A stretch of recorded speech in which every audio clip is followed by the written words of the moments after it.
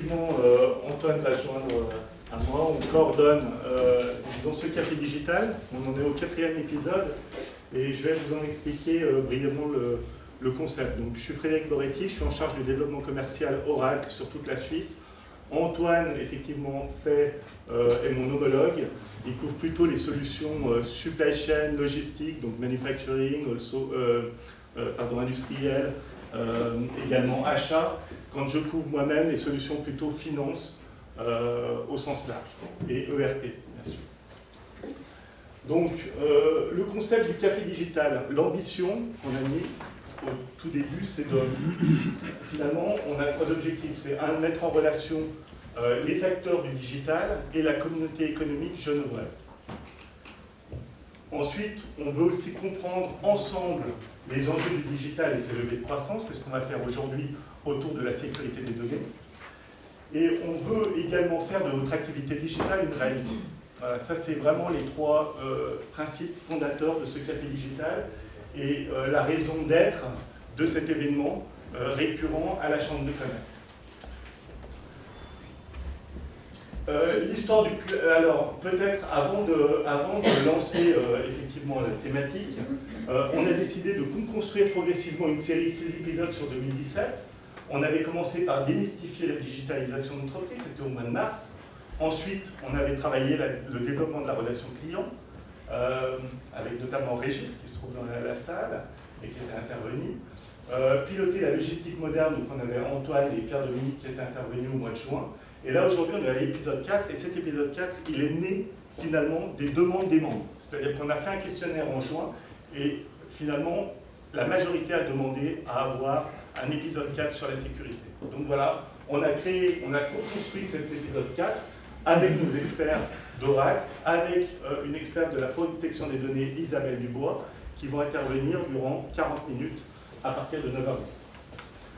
Pour introduire la thématique qui est aujourd'hui la sécurité dans le cloud, la sécurité des données dans le cloud, je crois qu'il fallait revenir aussi sur la définition du cloud et un peu l'historique du cloud. Ça se veut également pédagogique, c'est expliquer finalement ce qu'on entend tout le temps, le cloud, qu'est-ce que c'est, et vraiment de le faire de façon pragmatique avec Antoine. Oui, alors ma modeste participation à cet événement, voilà, on va parler un peu de l'histoire du cloud. D'abord une définition générale. Alors cette définition, je vais juste la lire. Le cloud permet d'utiliser en libre service, grâce au web, grâce à l'internet, des services informatiques basés sur des machines distantes, via des réseaux et logiciels gérés par un fournisseur. D'accord ? Donc pour résumer, on a nos données quelque part, dans un autre endroit que l'endroit physique où on se trouve. Mais on a accès à toutes ces données, comme si on les avait chez soi. Alors on a voulu faire une petite frise historique du cloud, parce qu'en fait c'est un nom qu'on n'entend que depuis quelques années, hein, c'est tout nouveau. Alors dans les années 60, il y a quelques gourous de l'informatique qui ont fait des invocations, qui ont invoqué une informatique ouverte, une informatique de libre service. Voilà, c'était de la science-fiction. En 1997, un professeur de l'université du Texas, lui, donne pour la première fois le mot cloud, le mot nuage, en parlant d'une informatique qui n'a pas de limite technique. La capacité à avoir accès à des données, à des logiciels, n'importe où, n'importe quand. Et les seules limites étant plutôt des limites économiques. Comment accéder, voilà, il faut un certain matériel pour y accéder. Mais pas de limite technique, en tout cas au niveau global. En 1999, il y a Salesforce qui transforme ça en un business model par son logiciel. En 2000 et en 2001, on a Amazon qui, avec ses quelques années d'expérience dans son activité, se rend compte qu'en fait ses serveurs sont très peu occupés hors période des fêtes, puisque la période des fêtes réalise plus de 50% de leur activité, et en fait vont commencer à louer leur capacité, leur espace sur leur serveur. Ça devient forcément du cloud. Et à peu près depuis 2012, bien sûr, Oracle, puisque nous sommes sponsors de la Chambre de commerce, nous avons une offre complète de cloud, que ce soit en termes d'infrastructure, de plateforme, de data et bien sûr de logiciels en tant que service, self-service. On va chercher ce dont on a besoin. Voilà l'historique du cloud. Merci Antoine. Merci pour cette partie effectivement pédagogique.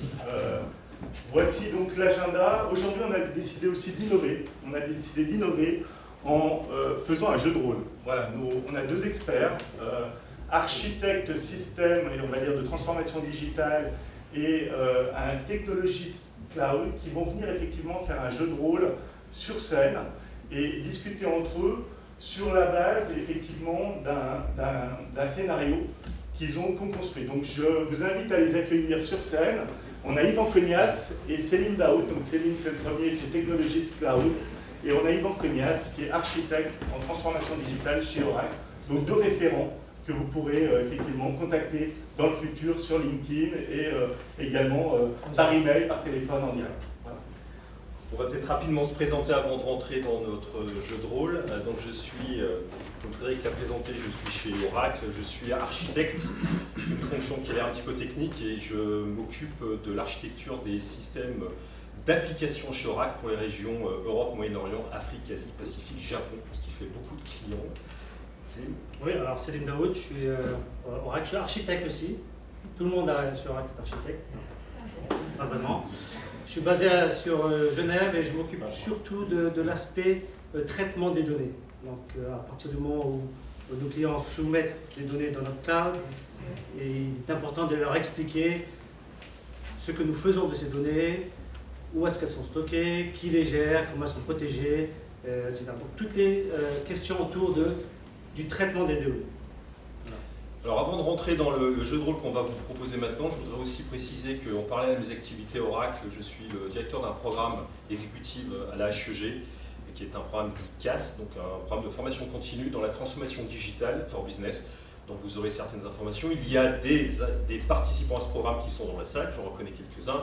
Il y a des intervenants dans la salle, j'en reconnais quelques autres. Donc, et Boris, qui était l'assistant de ce programme, qui pourrait poser d'autres questions sur ce sujet. Ce que je vous propose maintenant, c'est de rentrer tout de suite dans ce jeu de rôle, qui sera peut-être drôle, on verra. Et donc on va changer d'intitulé. Je vais laisser Céline te présenter rapidement dans ce jeu de rôle. Ça ne sera pas très loin de tes activités. Oui, c'est tout à fait aligné avec ce que je fais chaque jour, à savoir répondre aux questions de nos clients sur la façon dont nous gérons leurs données, où est-ce qu'elles sont, etc. Donc ça va être plutôt le rôle que j'ai l'habitude de faire en vrai, mais dans un contexte un peu improvisé. Alors moi je vais prendre un tout autre rôle qui n'est pas le mien d'habitude chez Oracle. Je serai aujourd'hui et pendant les 20 prochaines minutes un dirigeant d'une entreprise genevoise dans des activités dont je ne préciserai pas forcément les détails parce que ça ne sera pas un élément structurant pour la discussion. Donc j'ai une entreprise avec un certain nombre de collaborateurs, j'ai des activités de vente de produits et de services et avec des clients qui sont en Suisse, à Genève, mais aussi à l'international. Donc ce que je vous propose, c'est de rentrer tout de suite dans ce jeu de rôle et je vais vous présenter le contexte rapidement. Donc on va s'asseoir. Céline, bonjour Céline, enchanté de vous rencontrer. Bonjour monsieur. Enchanté. Merci de me recevoir. Donc ce que je vais vous présenter d'abord, c'est que mon entreprise, comme vous le savez, est rentrée dans un programme de transformation digitale. Donc on s'intéresse à numériser une partie de nos processus avec nos clients. Donc on a numérisé les aspects marketing, on a numérisé les aspects support, service, vente, support des ventes, mais on a aussi amélioré nos processus internes, finance, comptabilité analytique, logistique, gestion des ressources humaines. Donc, en tant que dirigeant d'entreprise qui s'engage dans ce programme de transformation digitale, je suis en relation avec plusieurs fournisseurs dont vous faites partie, puisque vous allez me fournir des solutions dans le cloud, dont je sais assez peu de choses, qui vont me permettre d'accompagner cette transformation digitale dans laquelle je me suis inscrit. Alors, moi j'ai des interactions avec vous aujourd'hui, Oracle. Il y a d'autres fournisseurs de solutions. Il y a des gens qui me proposent des produits dits connectés. Donc j'ai des données qui me sont propres, qui concernent mes collaborateurs ou mes clients, qui vont se retrouver un peu partout. Alors, je rentre dans des discussions qui sont complexes pour moi, avec des sujets techniques, avec des sujets légaux. C'est assez compliqué, j'ai besoin d'harmoniser ces échanges. Alors comment vous, en tant que spécialiste, vous êtes présenté, comment vous allez pouvoir m'aider un petit peu? Alors, tout d'abord, ce que je voulais vous dire, c'est que tous nos clients sont dans la même problématique, de façon différente, mais ils sont tous liés à cette transformation digitale. À cette transformation digitale qui est un courant assez fort qui touche à peu près tout le monde. Pour nous, de mon point de vue, la transformation digitale veut dire que vous devez rechercher une nouvelle façon de créer de la valeur au sein de votre société en s'appuyant des nouvelles technologies en cours. Savoir le cloud, l'intelligence artificielle, comme vous l'avez dit, le big data, etc. Pour permettre cette transformation digitale assez rapidement, vous n'avez d'autre choix que de vous reposer sur des partenaires. C'est-à-dire établir des relations de partenariat avec des acteurs extérieurs qui vont traiter vos données, qui vont transformer vos données pour en créer plus de valeur, qui vont vous aider à améliorer vos process internes. C'est ce que Oracle fait. Le souci avec cela, c'est que ça ouvre la voie à ce qu'on appelle une attaque de surface au niveau sécurité. Et donc, une fois avoir identifié des acteurs qui vont vous aider d'un point de vue business, la prochaine question que vous allez avoir, c'est quel risque supplémentaire j'ouvre en créant ces partenariats. Et c'est sur ce point-là qu'on peut vous aider à intervenir. D'accord, je comprends. Alors, moi j'entends parler de GDPR, j'entends parler en Suisse de DPA, alors ça c'est des termes qui sont un peu confus pour moi. Je suis en relation avec des partenaires qui me disent que mes données vont être dans le cloud, mes données personnelles, mes données de produits, de services, de clients, etc. Moi, la question que je me pose d'abord, c'est qui est le responsable de la sécurité de mes données? Et par exemple, est-ce que je vous délègue la responsabilité, par exemple, d'être en accord avec des législations particulières comme le GDPR, etc. Donc, qui est le responsable de la sécurité de mes données aujourd'hui? Alors, dans une relation de type fournisseur-client ou dans une relation de type outsourcing, c'est ce que le cloud fait à la base, c'est que vous allez déléguer une partie de l'activité que vous devez à un fournisseur de services, type Oracle. Il faut savoir qu'à partir du moment où on active cette relation, il y a toute une panoplie de législations et des régulations qui doivent s'appliquer. Ce n'est pas improvisé, ça a été créé exactement pour vous protéger la relation, protéger vos données.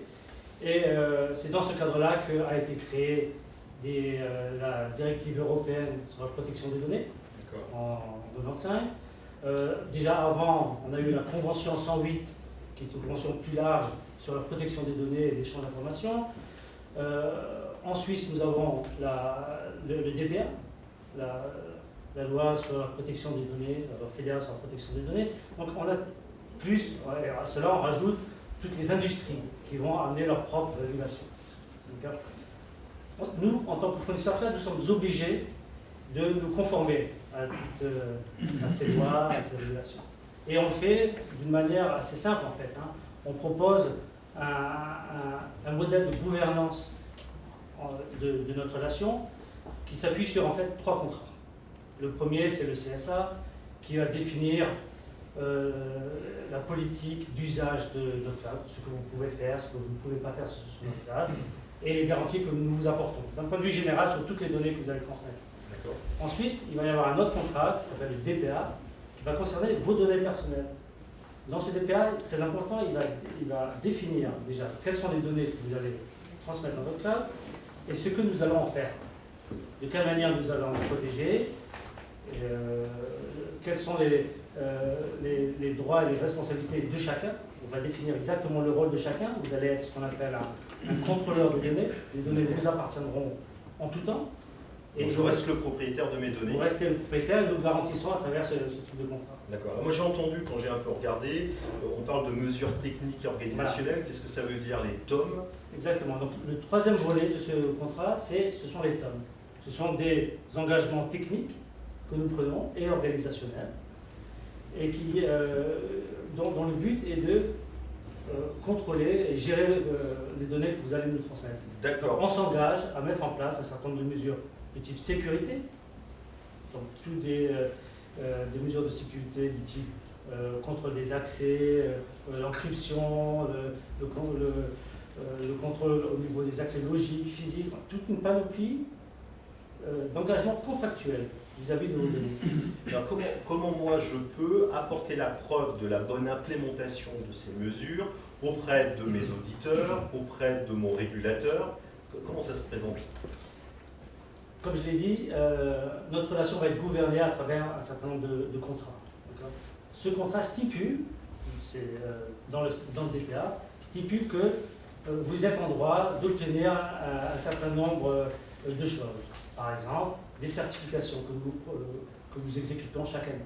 Chaque année, nous certifions nos services et notre infrastructure en utilisant des standards du type ISO 27001 ou SOC 1, SOC 2. Ça, c'est la première chose. La deuxième chose, c'est que nous vous donnons le droit de nous auditer.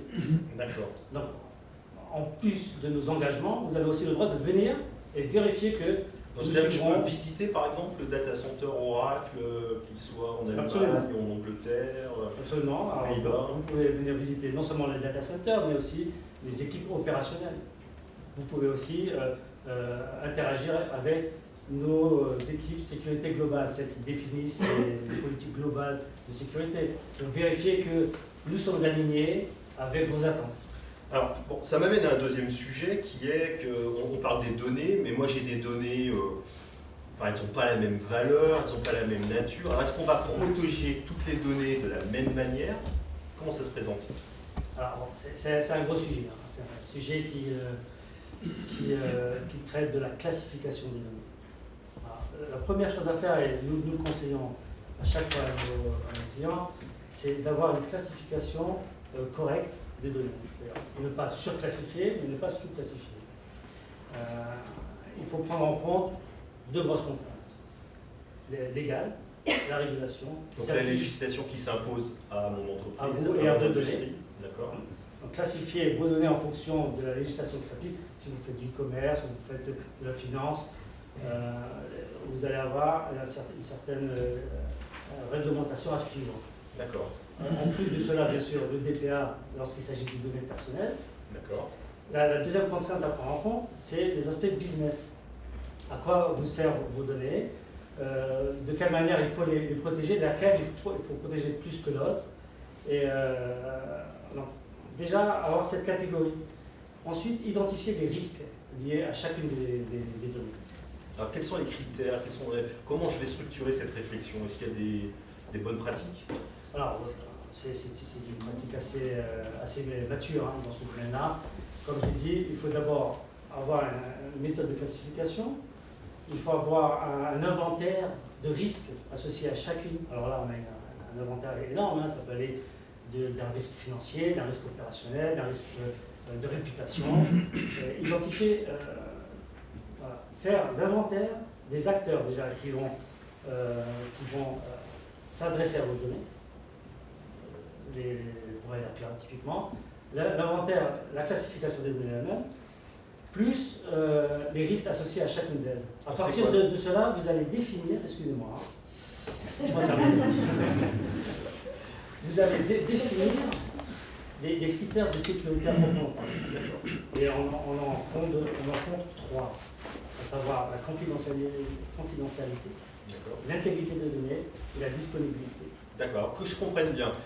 Moi, par exemple, j'ai un site en ligne qui expose les prix de mes produits et de mes services. Donc j'imagine que ça, c'est une donnée qui n'est pas très confidentielle, vu qu'elle est même publique. Par contre, la disponibilité de ce catalogue en ligne est importante.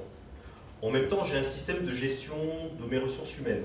Donc c'est des données personnelles dont la confidentialité est très importante, mais dont la disponibilité, si ça ne marche pas pendant une journée, c'est pas très important. Est-ce que j'ai bien compris? Vous avez absolument parfaitement compris le principe. Alors vous, qu'est-ce que vous, en tant que fournisseur de solutions Oracle, vous fournissez? Est-ce qu'il y a des disponibilités, alors j'ai entendu parler de service level agreement, si vous pouvez en dire un petit peu plus? Absolument. Donc en fait, on a fait un travail en amont, à savoir que nous offrons à peu près 200 services cloud, si on prend chacune des fonctionnalités, etc.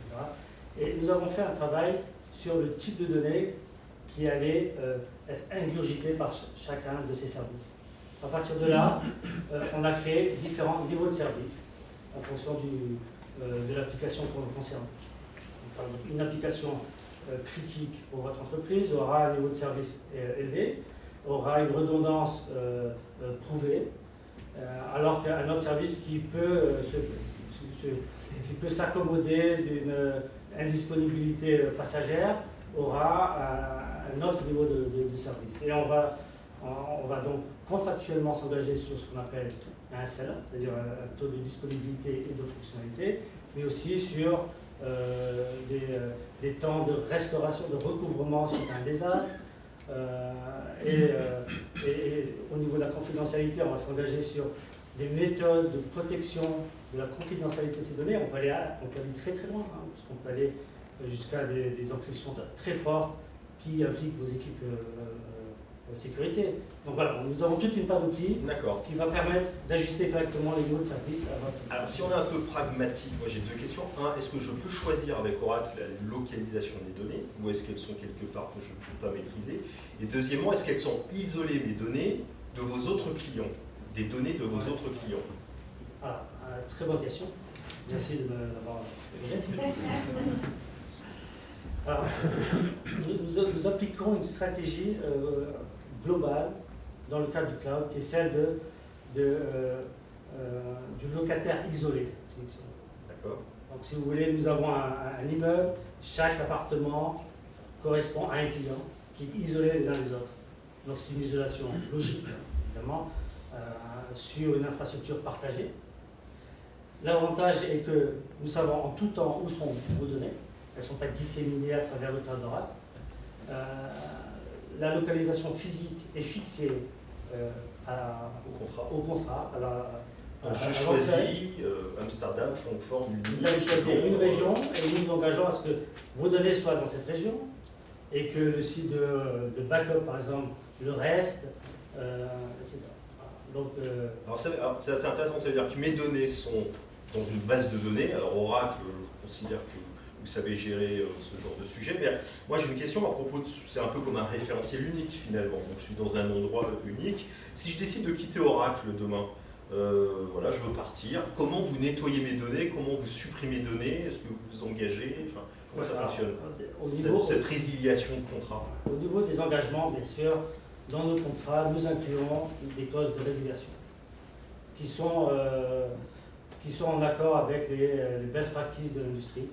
À savoir que, à résiliation de contrat, vous avez le droit, évidemment, comme ce sont vos données, vous avez le droit de les récupérer, même après la résiliation. Nous donnons une période de 60 jours pendant laquelle vous pouvez récupérer, vous êtes en droit de demander la récupération de données. Donc ça, c'est la première chose. La deuxième chose, c'est que nous engageons, nous pouvons même le certifier, hein, à effacer des données au-delà de ces 60 jours. Ça se fait assez simplement puisque nous avons containerisé, si vous voulez, les données, nous les avons isolées dans un conteneur dédié. Il suffit d'effacer ce conteneur ou de le rendre inaccessible. D'accord, je comprends. Alors, moi, ce que je viens de comprendre, c'est que le sujet, quand j'ai engagé cette transformation digitale, j'avais une première question qui revenait, c'était la sécurité des données dans le cloud. Alors, j'ai des éléments qui permettent de me rassurer. Je comprends qu'avec cette sécurité des données, l'enjeu, ça va être aussi d'augmenter la valeur de ces données, hein, qui vont me permettre de faire ce projet de transformation digitale avec des capacités qui sont dans le cloud. Alors, est-ce qu'il y a d'autres sujets que je devrais traiter? Est-ce que la sécurité est le seul enjeu que vous traitez avec vos clients ou est-ce qu'il y en a d'autres? Non, évidemment, la sécurité est un élément primordial. En fait, lors de nos engagements avec les clients, nous avons deux discussions. L'une qui est plus business, à savoir comment créer de la valeur à partir des données. La deuxième est une approche plus gestion du risque. Que vont faire mes données? Comment est-ce que je réduis le risque à un niveau résiduel acceptable? Toute la partie business est une force d'Oracle. Et évidemment, je vous invite à avoir une autre discussion sur des fonctionnalités que nous offrons autour de la mobilité, par exemple, choses que nos clients sont très demandeurs, mais aussi au niveau de l'innovation. L'intégration. L'intégration est un sujet encore une fois de plus en plus important, surtout que vous allez devoir vous connecter à d'autres partenaires. Il vous faut une plateforme d'intégration qui soit solide, qui soit flexible et résiliente. Et évidemment, tout l'aspect sécurité est inclus dans toutes ces discussions. Parfait, en fait, un sujet qui concerne tout le monde. Très bien, merci. Merci de votre temps. Et puis, Céline, à bientôt. Au revoir.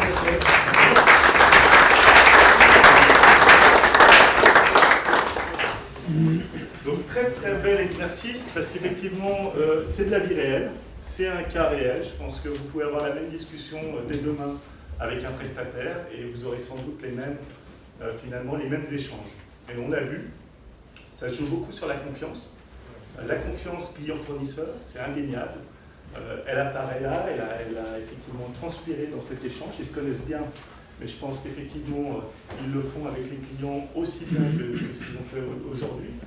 Et aussi, c'est quelque part, vous sous-traitez vos données et vous sous-traitez vos risques finalement vers un spécialiste qui est un professionnel finalement, qui est un professionnel, disons, de toute cette gestion de données informatiques, ce qui n'est pas forcément le cas de vos professionnels qui sont dans vos murs avec votre matériel qui est potentiellement aussi à risque.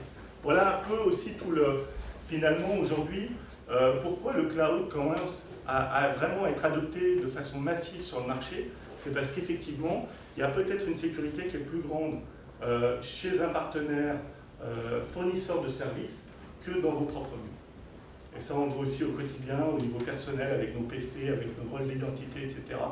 On a exactement les mêmes problématiques quand nos données sont sur nos PC individuels. Alors, en parlant de spécialistes maintenant, on va définir et on va essayer d'y voir plus clair sur le cadre légal. Le cadre légal genevois et suisse. J'invite sur scène Isabelle Dubois, qui est experte en protection des données. Voilà. Elle a, pendant 20 minutes, Isabelle, qui a sa propre société Ad Hoc Résolution, qui a été recommandée d'ailleurs lors d'un événement de la Chambre de commerce par Dominique Dutilleul, qui est dans la salle, qui est membre de Pragmatic Consulting, et qui m'a dit « mais tu devrais faire intervenir Isabelle sur ce sujet-là ». Voilà, donc effectivement, on a invité Isabelle, et c'est avec grand plaisir qu'Isabelle, je te donne la parole. Merci. Pour 20 minutes. Voilà. Et après, il y aura une séance de questions-réponses avec tous les intervenants. Avant de passer à une petite pause café. Voilà, donc pour ceux qui ne me connaissent pas, j'ai longtemps été autour judiciaire genevois et ensuite j'ai été la première préposée genevoise à la protection des données à la transparence. Donc, mon discours maintenant en protection des données, donc j'y suis de manière indépendante et je livre toutes les prestations d'accompagnement des entités, qu'elles soient publiques ou privées. Alors, pour entamer le sujet, je vais prendre un fil rouge qui nous emmène quand même dans les fondamentaux. Parce que si on ne comprend pas d'où vient cette protection des données, on ne comprend pas très bien non plus pourquoi on est tenu à cette sécurité de l'information, notamment dans un contexte de cloud. Donc quand on parle de protection des données, on parle avant tout de droits fondamentaux qu'on trouve tant dans les constitutions, notamment fédérales, que dans la Convention européenne des droits de l'homme.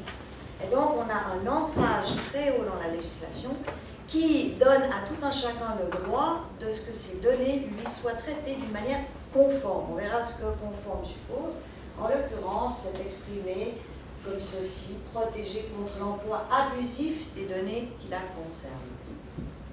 Et quand on parle de données personnelles, on parle d'un ensemble d'informations extrêmement larges, puisque c'est toutes les informations qui permettent d'identifier une personne, même de manière indirecte. On est donc très vite dans des données personnelles, parce que si on est à un ou deux étages finalement de retrouver l'individu, on est déjà dans des données personnelles.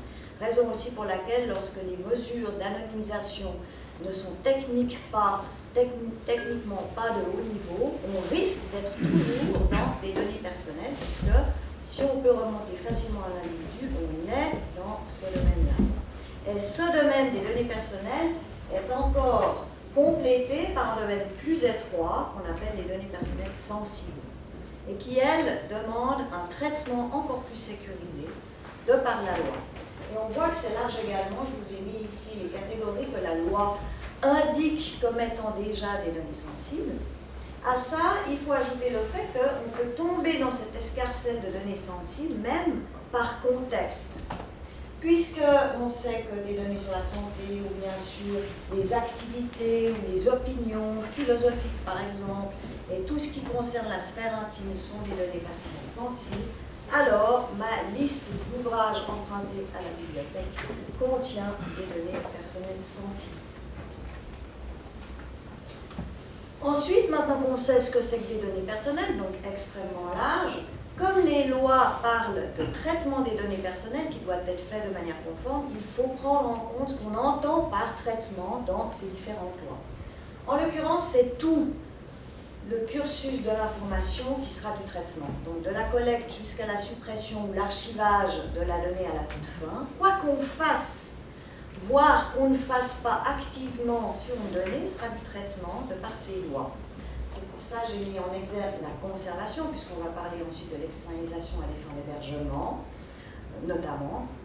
Évidemment que la conservation est un traitement, alors même qu'on ne fait entre guillemets que les garder d'une manière sécurisée. La consultation d'un écran où s'affiche tout l'annuaire d'une entreprise, est-ce que c'est du traitement? Comme ça. Oui, non. Oui, moi je dirais oui, parce qu'on prend connaissance d'informations. Voilà. Donc tout est traitement, puisque la simple capacité de prendre connaissance, ne serait-ce que visuellement, d'une liste de noms et prénoms, constitue du traitement, puisqu'ensuite c'est une information que j'ai, quoi qu'il en soit, même si c'est oralement, collectée, que je pourrais possiblement transmettre. Bien, je pense que vous êtes au clair sur le traitement. Alors maintenant qu'on sait ce que sont les données personnelles, ce que c'est que le traitement, on va regarder quels sont les principes que ces différentes lois, qu'elles soient genevoises, suisses, européennes, commandent d'appliquer au traitement. Il y a une série de principes, je ne m'étends pas bien sûr, puisque en 20 minutes évidemment, impossible de m'y tenir. L'ICIT, en gros, j'ai besoin d'un motif légitimant mon traitement. Ça peut être le consentement, une base légale. Est-ce qu'il y a des représentants d'institutions publiques, parapubliques genevoises, ici, que des privés? Donc je ne parle pas de la MIPAD et des petites spécialités. La finalité, finalement, je collecte dans un but précis que j'annonce et je m'y tiens. La proportionnalité, ou comme dit le règlement européen, la minimisation des données, je traite uniquement ce dont j'ai besoin et pas plus longtemps que nécessaire. L'exactitude, quand j'ai un fichier, je suis responsable de traitement, je tiens mon application ou mon fichier à jour. Je traite toujours les données avec bonne foi et volonté. Et transparence dans la collecte, c'est-à-dire que je ne collecte pas à l'insu de la personne concernée. Et finalement, le principe de sécurité sur lequel évidemment on va davantage se pencher. N'oublions pas cependant ce qu'on appelle parfois un 8e principe, mais qui est surtout un droit absolu, qui est le droit d'accès. C'est pas anodin parce que dans la législation européenne, c'est renforcé ce droit des personnes concernées et notamment le droit d'accès. Et donc, en termes de disponibilité, c'est important, y compris en termes de responsabilité. Qui doit accorder ce droit d'accès? On y viendra peut-être tout à l'heure. Voilà les principes qu'il faudra suivre. Alors, le principe de sécurité, simple aussi, on protège les données personnelles contre tout traitement non autorisé par des mesures tant organisationnelles que techniques. Et là, pour les légistes et les sceptiques, et tous les articles qui vous disent exactement ça, qu'on soit dans la loi genevoise, dans la loi fédérale ou dans le règlement général de l'Union européenne, qui entre en pleine application et de plein droit en mai prochain. Alors, on protégera la disponibilité, l'intégrité et la confidentialité. C'est pour ça que quand les systèmes d'information s'occupent de sécurité de la donnée, il mentionne toujours ces trois aspects. C'est ancré dans la loi, cette obligation de protéger ces trois angles. Mais ce n'est, on le voit, qu'une partie de ce qu'on doit respecter quand on traite des données personnelles, puisque c'est un des 7 principes. Si on résume, on voit qu'on a une série de principes dont l'accolade vous montre qu'ils s'appliquent tous simultanément à tous les traitements. Pas juste, je suis conforme quand je collecte, et puis après, bon, moi, quoi que je fasse, je respecte toujours mes principes. D'où un certain nombre de procédures, évidemment, qu'on va devoir mettre en place en entreprise. J'ai mis en diagonale privacy by design by default parce que on en parle beaucoup. En réalité, si on respecte les principes au traitement des données personnelles, on est forcément dans la privacy by design by default. On est conforme. Alors, qu'en est-il de l'externalisation et du flux transfrontière?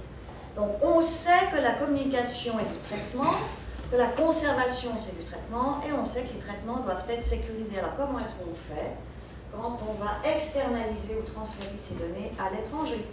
Là, on pourrait croire que je me suis concertée avec nos amis d'Oracle, mais absolument pas. Parce que finalement, bon, ce qui est préconisé à faire, c'est toujours la même chose. C'est clair qu'avant de décider de choisir un sous-traitant pour une partie, pour déléguer une partie de son traitement, c'est quand même bien d'avoir en interne au moins classifié l'information. Parce qu'ensuite, ce que vous signifiez comme très pertinent à faire également, si on fait un registre des fichiers, ce que la loi suisse d'ailleurs obligera toute entreprise à faire, à partir de quand, on ne sait pas, mais enfin c'est dans la nouvelle mouture. Donc quand on tient un registre des traitements, ça permet de savoir ce qui est traité, y compris en termes de données personnelles en entreprise, par qui, quelles sont les personnes qui sont légitimées à y accéder, est-ce que ces données partent vers des administrations, des entreprises privées en Suisse ou à l'étranger, comment elles sont sécurisées, où est-ce qu'elles sont stockées, combien de temps on les conserve. Et donc si on a tout ce catalogue, évidemment, ça nous aide à être conforme et à prendre les bons niveaux de sécurité quand on décide de déléguer une partie du traitement. Très important, la conformité du sous-traitant. Je reviens 2 minutes à ce propos sur les responsabilités. Je pense qu'il faut vraiment être très clair, peut-être encore plus clair que vous l'avez été, sur les responsabilités, parce que finalement, le maître du fichier, comme on l'appelle en Suisse, enfin celui qui s'appelle en fait le responsable de traitement, celui donc qui décide dans l'entreprise de créer une application ou un fichier à telle fin, avec tel champ de données référencées. Donc celui qui crée le fichier et qui décide de son contenu, c'est le responsable de traitement, il sera toujours responsable de tout. En tout cas, du traitement conforme, quand bien même il en délègue une partie. Mais le sous-traitant qui reçoit cette partie déléguée, par exemple, pour l'hébergement, lui, est co-responsable pour la partie déléguée, bien sûr. On ne va pas lui demander de répondre de ce qu'il ne maîtrise pas. Mais pour ce qu'on lui a confié, il est, de par les lois, tant suisses qu'européennes, co-responsable. Ce qui fait qu'en cas de violation de ces principes et de ces règles, la personne concernée peut s'adresser tant à l'un qu'à l'autre. Ensuite, les clauses contractuelles. Évidemment, c'est important de revoir les contrats avec les fournisseurs après avoir choisi le bon sous-traitant. Qui est le bon sous-traitant? Bon, Oracle nous a expliqué les mesures qu'ils prennent. C'est des mesures fondamentales, évidemment, parce que si vous choisissez un sous-traitant qui ne peut pas vous garantir, par exemple, la localisation de vos données, comment voulez-vous, vous-même, comme responsable de traitement, être conforme? Puisque tout vous échappe, vous avez perdu la main, finalement, sur ne serait-ce que le lieu de conservation de vos données. Donc déjà, vous n'êtes plus conforme. Si le sous-traitant peut lui-même pas vous répondre, parce que certains vous disent on a différents centres, bon c'est un petit peu mélangé, mais enfin c'est bien sécurisé quand même, il n'y a pas de souci à se faire, mais on ne sait pas si c'est en Suisse, en France, sur le territoire de l'Union, aux États-Unis, pour prendre un exemple toujours plaisant. Évidemment, ça devient compliqué. Donc, prendre un sous-traitant conforme, mettre des clauses contractuelles ad hoc, vraiment, revoir les contrats, je pense que c'est maintenant ce que les entreprises doivent faire, parce que souvent les contrats ont été conduits par des études d'avocats certes brillantes, enfin c'est long comme un jour sans pain, et il n'y a pas forcément la clause importante de responsabilité, celle qui vous manquera si il y a un incident qui se produit avec votre partenaire.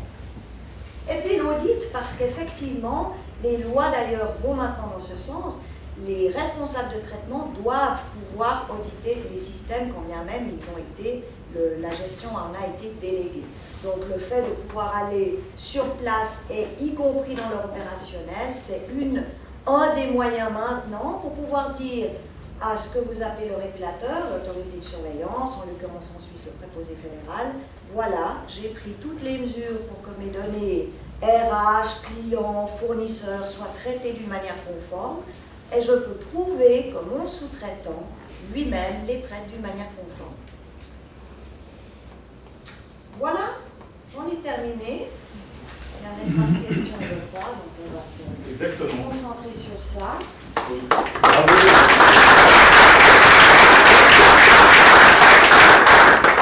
Merci Isabelle pour. Oui. Alors, j'invite aussi Céline et Yvan à venir sur scène. Les gars, c'est jamais facile à expliquer. Donc je trouve que voilà, vous avez donné la bonne pédagogie, la bonne approche, les bonnes clés de lecture aussi, et effectivement les bonnes clés de décision. Ça c'est important, et je pense que là vous êtes mieux armés peut-être qu'il y a 45 minutes quand on est rentré dans cette salle, et je pense que qu'on soit débutant, qu'on soit moyen ou qu'on soit expert dans le digital, je crois qu'on a toujours quelque chose à apprendre. Et en tout cas, voilà, merci beaucoup pour cette intervention qui était très pertinente suite au jeu de rôle de ces messieurs. D'ailleurs, on ne s'était pas du tout concerté. Non. Et c'est vrai que ça résonnait plutôt Heureusement. bien. Voilà, heureusement. Voilà, donc c'est la partie session questions-réponses. On a un quart d'heure. Alexandra, il y a une première question d'Alexandra. Ah ouais, c'est une Ah bah question. voilà, très bien. Bon, alors moi je suis une entreprise, j'héberge mes données quelque part. On me dit j'ai la possibilité ou j'ai le devoir d'auditer mon hébergeur, parce que si j'ai le devoir de l'auditer, ça va me coûter un bras, donc est-ce que j'ai pas meilleur temps de tout héberger chez moi si ça me coûte la même chose? Non, ce n'est pas une obligation, c'est une faculté qui doit vous être réservée. Donc il faut que vous conserviez la possibilité légale et concrète d'aller l'auditer, ne serait-ce qu'en cas de contrôle dans votre entreprise.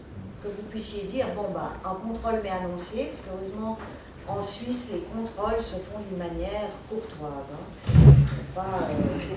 Alexandra, il peut y avoir certains secteurs d'activité où ça peut être une obligation. Ah ben oui, je parle pas des banques, les pharma. En pharmaceutique, l'audit des systèmes d'information, de l'endroit où sont les données, comment tu es traité, où sont les fichiers, fait partie des procédures d'audit par les organisations de santé. Mais d'accord, mais dans ce cas, on doit déjà auditer son propre système d'information. Bien sûr. Ça ne change pas grand-chose d'aller auditer. d'auditer. La question là, elle est particulièrement pertinente à mon avis dans un contexte où on n'a soi-même pas d'obligation légale à l'audit, mais que parce qu'on prend un sous-traitant et qu'on y délègue une partie de ses données, on se sent finalement responsable, et on l'est, de la conformité. Est-ce qu'on doit faire des audits? La loi ne force pas à faire des audits chez le sous-traitant. Mais il faut vous réserver, alors vous mettez une clause contractuelle. C'est une clause contractuelle. Ah mais tout à fait. Et le partenaire, maintenant, de toute manière, de mon point de vue, n'aura plus le choix, puisque la loi permet ce système de vérification. Parce que comment voulez-vous qu'on puisse sinon, c'était une des questions d'ailleurs, même dans le jeu de rôle, garantir à son autorité de surveillance qu'on a pris toutes les mesures nécessaires, alors qu'on pense l'avoir fait, mais qu'on ne sait pas comment le sous-traitant lui-même gère les données. Pour répondre sous l'angle Oracle, contractuellement, on vous offre trois possibilités. La première, c'est effectivement d'obtenir les audits que fait Oracle systématiquement et qui vous remettent tous les audits de certification, d'accréditation. Donc ça fait partie du contrat, donc c'est pas un coût supplémentaire. Le deuxième, c'est la possibilité que vous avez d'auditer par vous-même.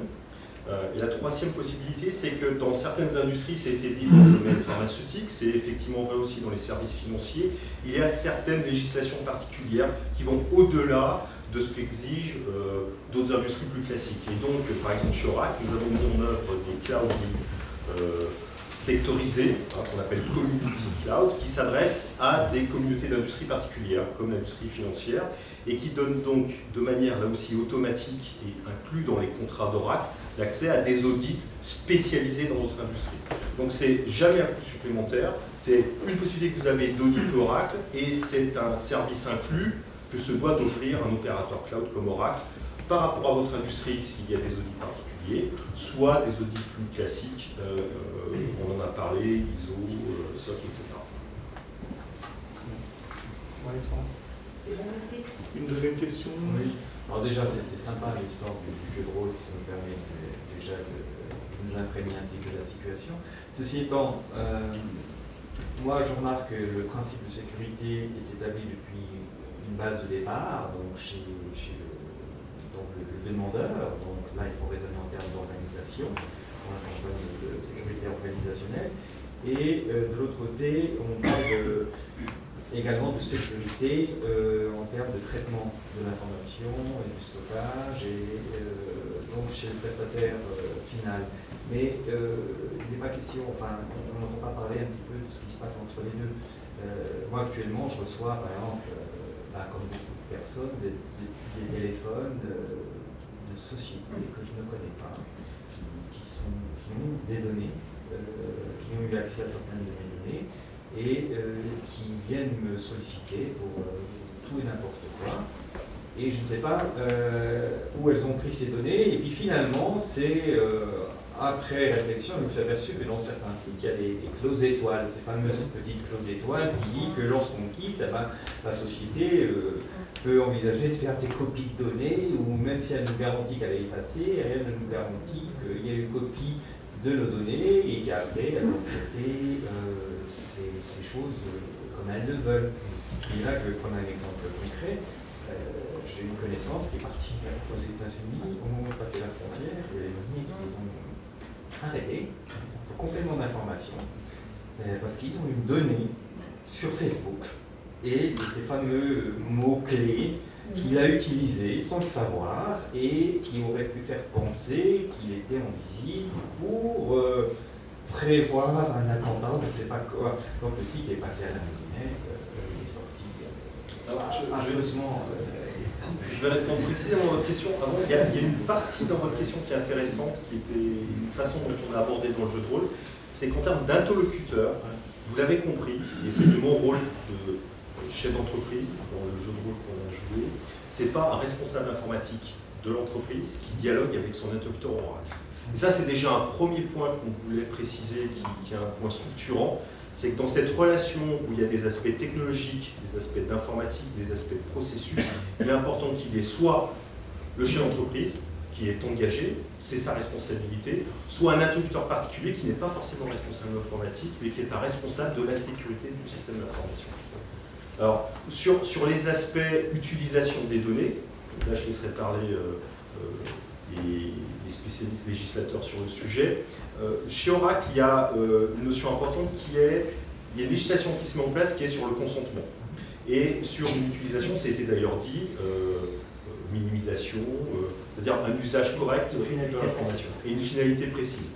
Donc ça, c'est des éléments que, en coopérateur cloud, nous allons mettre en place des solutions techniques, par exemple, qui vont permettre à des clients, à des individus, à des entreprises de s'enregistrer sur un formulaire en ligne, de recueillir un certain nombre d'informations dont l'usage va être des campagnes marketing dites, on va dire, personnalisées. Donc après, l'usage qui va être fait, là, c'est l'entreprise qui va se dire, je me donne le droit d'étendre l'usage que je fais des données que j'ai demandées à mes clients pour d'autres activités. Et ça, c'est tout à fait, je dirais, contraint dans un cadre légal.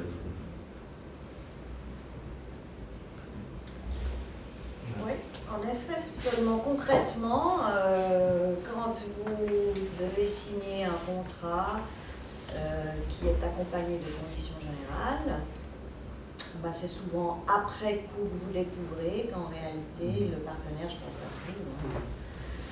eh bien, c'est octroyer des droits très larges en termes de communication des données personnelles. Le problème des conditions générales, c'est qu'elles sont trop longues pour qu'on ait le courage de les lire systématiquement, mais elles sont aussi contraignantes que les règles contractuelles qu'on a signées.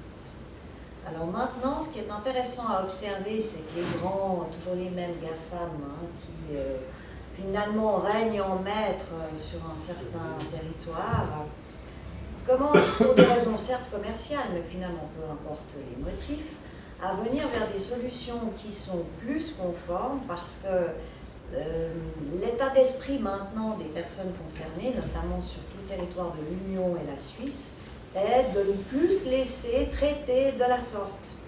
Et plutôt que de courir le risque de perdre toute une population d'utilisateurs européennes, eh bien ces sociétés sont même d'accord maintenant de revoir leurs conditions générales. Vous prenez Google qui fait des solutions pour l'éducation, bon, faut lire vraiment très attentivement, hein, parce qu'avec l'éducation, on est vraiment dans des sujets sensibles, donc c'est très sérieux.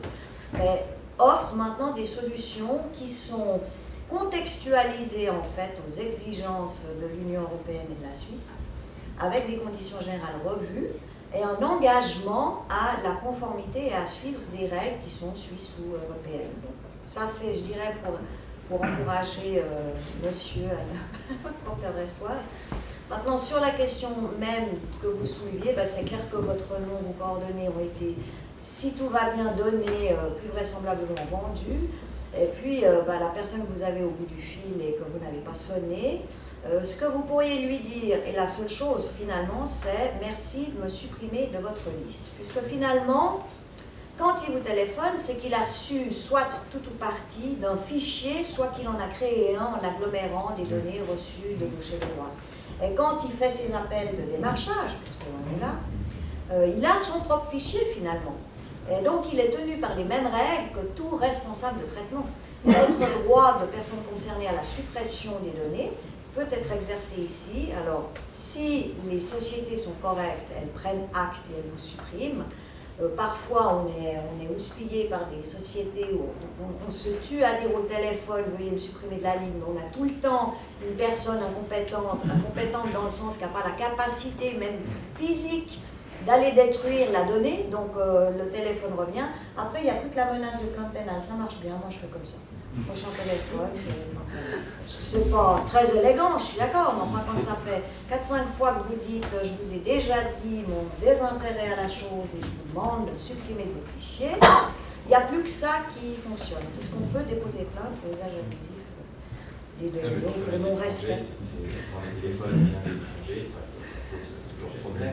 Ça pose problème, oui et non, parce que vous êtes quand même un citoyen, une personne concernée ayant des droits par rapport au traitement de ces données personnelles. Donc si votre interlocuteur, peu importe où il est, décide de traiter des données personnelles sur notre territoire, ce qu'il est en train de faire en vous appelant, il est soumis à votre loi également.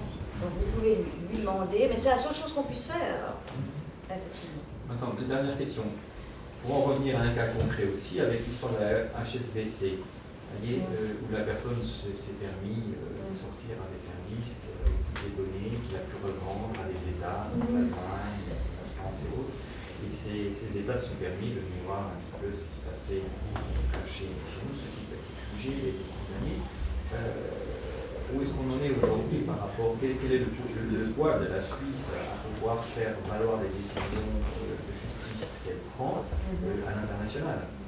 Donc, parce que ça va être un petit peu chacun pour soi et puis pour tous dans cette histoire, chaque pays va légiférer et va se protéger parce qu'il y aura un intérêt national ou supranational. Donc, je ne vois pas comment la Suisse, en tant que propre entité, pourra faire valoir ses propres sources de droit, donc à faire valoir les décisions de justice qu'elle prend sur son territoire, puisqu'elle s'engage à terme sur la protection des données à grande échelle.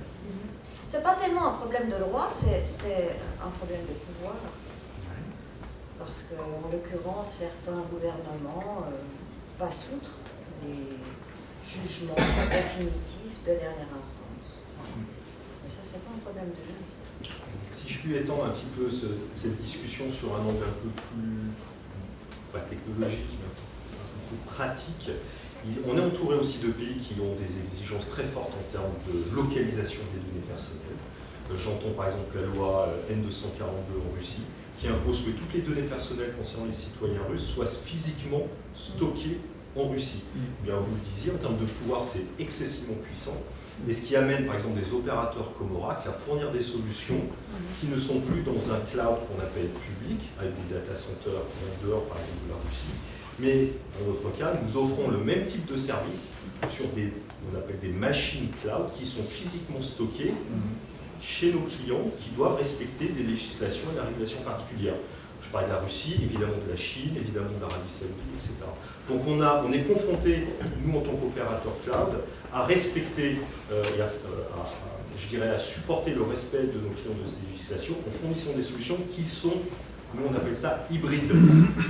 Et on rencontre ce type d'architecture de manière excessivement large. On a des clients qui nous disent « j'opère sur un marché mondial ». Je souhaite une solution dans le cloud qui me permet d'accéder à des innovations technologiques, fonctionnelles, mais je dois respecter des législations de pays qui, par leur pouvoir, par l'accès au marché qui nous intéresse, exigent de nous que nous soyons en accord avec ces législations. Et donc nous souhaitons avoir des architectures hybrides qui, pour certains pays, sont des solutions hébergées en dehors du pays. Par exemple, en Suisse, ce sera en Allemagne, en Angleterre ou ailleurs. Mais pour certains autres pays, que la solution technique soit physiquement localisée dans ce pays. Et donc il y a aujourd'hui, au sein des providers, des fournisseurs de solutions cloud, une vraie tendance à développer des solutions qui supportent des architectures hybrides pour être en compliance, si je puis dire en anglais, avec des législations qui sont très différentes. Et la Russie aujourd'hui, par exemple, a une loi qui est ouverte à plusieurs interprétations. Par exemple, les données doivent être localisées en Russie. Est-ce que ça dit que les données doivent être exclusivement stockées en Russie ou elles doivent être de manière primaire stockées en Russie, puis peuvent être copiées dans un cloud de manière secondaire? Eh bien, nous travaillons, nos départements légaux, les départements légaux de nos clients, nous travaillons de concert pour interpréter ensemble, mais c'est l'adhésion de nos clients, des lois qui ont des interprétations différentes et qui peuvent aussi évoluer dans le temps, avec, par exemple, une pression forte pour que les données, pour la Russie par exemple, soient en Russie principalement, voire exclusivement, ce qui change la nature des architectures que l'on doit proposer. J'ai une question technique, excusez-moi. Juste, Est-ce qu'on a les moyens aujourd'hui, techniquement parlant, de savoir si une information est originelle ou copiée? Oui, c'est ce qu'on appelle, alors en anglais, si je réponds vite, c'est le data lineage, c'est-à-dire c'est de supporter l'historique de la donnée. Et donc il y a beaucoup d'applicatifs dans le domaine par exemple financier. Quand il y a une donnée, qui va être une donnée, une estimation, une simulation, un budget, et bien on veut savoir est-ce que c'est un budget, une donnée réelle, et donc il y a une connaissance, un historique de ce type de données. Donc c'est une question très récurrente dans plusieurs domaines, dont celui par exemple du domaine financier. On va prendre, je crois qu'il y avait une dernière question. Oui, j'ai une question concernant, je suis un chef d'entreprise, j'ai consulté une entreprise comme Oracle qui me propose des solutions, qui me fait plein de beaux discours très rassurants. Juste avant de signer mon contrat, je vais appeler madame pour avoir un petit conseil. Et puis, je vous demande la chose suivante, c'est à quoi est-ce que je m'expose comme risque? Moi, je suis un peu comme Saint Thomas, je me dis, mais mes données, elles vont être stockées, j'aimerais bien qu'elles soient idéalement stockées physiquement en Suisse. Apparemment, ce n'est pas le cas chez Oracle. Elles peuvent être stockées chez d'autres partenaires, on a vu à n'importe où en Europe, aux États-Unis, en Russie, je ne sais où. À quoi est-ce que je m'expose en fonction des différents lieux où ces données vont être stockées? Quel est le risque le moins grand jusqu'au plus grand? Avant de répondre à la question, il faut prendre en considération que le premier conseil, c'est de ne pas sortir du territoire de l'Union ou du territoire suisse pour le traitement de ces données. Moi, je parle à mes clients comme ça, c'est très clair. Pourquoi? Pour rester conforme et ne pas devoir prendre tout un tremblement de mesures d'accompagnement, d'audit et de mesures contractuelles qui valent ma foi ce qu'elles valent. Quand on traite avec des données sur le territoire de l'Union, par des entreprises qui sont soumises à la législation européenne, on a de fait une garantie d'un traitement conforme. Parce que quand vous allez peut-être subir un traitement illégitime de données et avoir un incident, pour savoir ce que vous risquez, est important aussi de savoir ce que vous avez en amont pris comme mesure. Donc, si on pourrait vous reprocher de ne pas avoir veillé en tant que responsable traitement à ce que le traitement délégué soit conforme, vous risquez une procédure comme celui qui aura finalement, qui ne se sera pas du tout préoccupé de la manière dont ces données sont traitées. Donc, quand vous choisissez une solution qui reste sur ce territoire restreint de législation dite de niveau adéquat, là au moins vous avez une garantie que le traitement sera conforme, en tout cas a priori. Après, si vous avez un sous-traitant qui ne respecte pas ses engagements, ça on en sort un peu plus bien. Et pour savoir ce que vous risquez, alors je dirais Évidemment, maintenant, on parle beaucoup du règlement général européen et de ces horribles sanctions qui peuvent aller jusqu'à 4% du chiffre d'affaires global de l'entreprise. Ce n'est pas un mythe, c'est inscrit dans le règlement. Cela étant, en Suisse, on n'a pas ce genre de sanctions. On introduit maintenant une sanction financière quand même dans la nouvelle mouture de la LPD. Mais ce n'est pas là, je dirais, que réside le risque principal pour une entreprise suisse.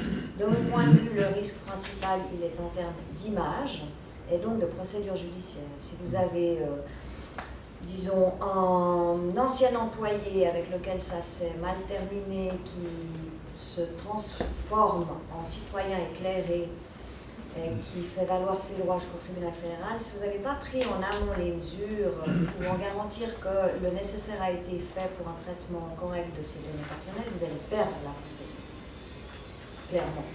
Et donc là, le risque, il est d'image, essentiellement. Ou alors, si vous ne prenez pas les mesures de niveau adéquat sécurisant vos données, où qu'elles soient finalement, vous voudrez peut-être déposer plainte pénale contre une entreprise X ou Y en cas de vol de données, et puis les conditions pour le dépôt de la plainte pénale ne sont pas remplies, parce que dans les infractions liées au vol de données, il faut avoir pris les mesures adéquates dans la sécurisation de son système d'information. C'est un prérequis en fait, c'est une composante en fait de l'infraction. Voilà, en résumé, ce que vous risquez. Donc, de beaucoup d'argent sur le territoire de l'Union à un risque d'image qui, évidemment, coûte, puisqu'on met longtemps à monter la réputation, mais on met très vite à terre. Ok, il y a deux dernières questions très rapides, on a promis. Pierre-Dominique. Très rapidement, juste un commentaire par ça, je vais répondre là-dessus. C'est vrai que protéger son système d'information aujourd'hui dans l'enceinte d'une entreprise peut être beaucoup plus risqué que de le faire à l'extérieur sur des clouds qui sont beaucoup plus sécurisés.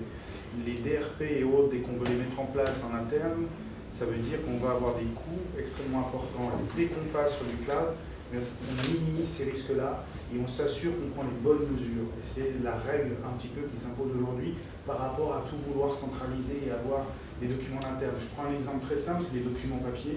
Aujourd'hui, tout document papier, si vous ne le dématérialisez pas, vous prenez un risque plus important en termes de cambriolage que de vous faire cambrioler vos données qui sont digitalisées sur le cloud. Une dernière question. Juste une question à poser à vous qui vous occupez des pays d'Afrique. Prenons l'exemple d'un projet que l'on doit gérer aujourd'hui, ou l'un ou l'autre, où ces données sont les données commerciales et fiscales, si on peut dire, sur le plan d'échange de marchandises d'un pays à l'autre. On a pour devoir, nous, en tant que responsables de ce projet, de mettre en place, puisque je vais vous en parler après, de stocker ces données sur certains pays, mais qui vont être échangées sur d'autres. Comment s'applique la loi? Qui est responsable? Est-ce que c'est moi, en tant que responsable du projet, qui suis responsable de la qualité des données, de l'hébergement, comme vous disiez, du traitement, comme tu disais Isabelle, du traitement, mais... Ça c'est clair, c'est pas une question, ça oui. c'est un fait. Oui, mais si on place la législation dans le pays en plus où la donnée stockée n'existe pas, où il n'y a pas de cadre comme ça l'est ici en Europe, on fait quoi? Mais vous respectez votre propre cadre en demandant que votre sous-traitant respecte votre propre cadre. Le pays d'Afrique, il ne pose pas de problème. C'est la législation qui aujourd'hui n'est pas considérée comme de niveau adéquat. Mais si vous prenez toutes les mesures contractuelles et techniques pour que vos données soient traitées conformément à ces principes que j'ai énoncés, vous serez conforme. Mais ça n'empêche pas de travailler avec des entreprises étrangères, avec des pays étrangers. Mais il faut prendre les bonnes mesures d'accompagnement. Les quelques mesures dont on a parlé, il faut savoir que Oracle les applique partout dans le monde. Voilà. À partir du moment où on est autorisé à avoir une entité commerciale, on applique le DPA, les mesures techniques, etc. Donc même si le pays en question... La LPD. Dites-le voir, la LPD. Non mais c'est la LPD. Parce que ça veut bien dire chez... J'ai parlé du DPA en tant que contrat sur... Ouais, bon, plus la LPD. Même si le pays en question n'a pas de loi...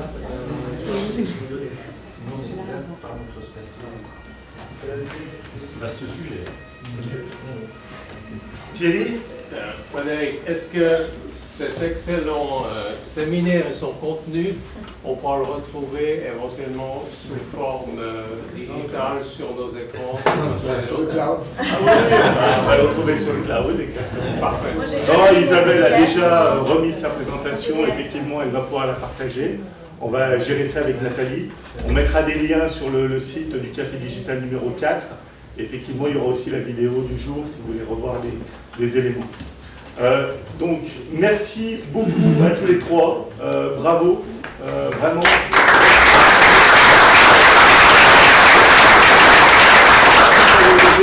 Ça a été vraiment, je pense, très, très bien apprécié.